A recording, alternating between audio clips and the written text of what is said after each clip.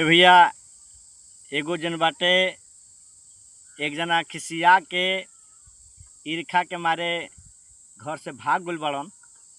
उन्हीं पर एगो गाना गौले रहन मदन राय। फेंक दिहले थारिया फेंक दिहले थारिया बलम गइले झरिया पहुँचले किना। फेंक दिहले थारिया बलम गइले झरिया पहुँचले किना। उठहिया में लहरिया पहुँचले किना। उठहिया में लहरिया पहुँचले किना।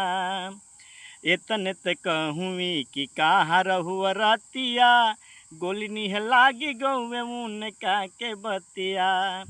एतने त पूछवी कि कहाँ रहुआ रतिया गोली निह लागी गौवे उनका के बतिया। मुँह में से निकलेला हो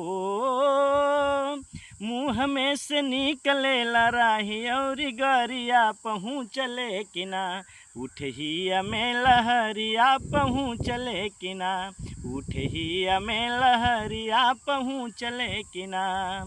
फेंक दिहल थारिया बलम गइल झरिया पहुँचले किना। उठहिया में लहरिया पहुँचले किना। उठहिया में लहरिया पहुँचले किना।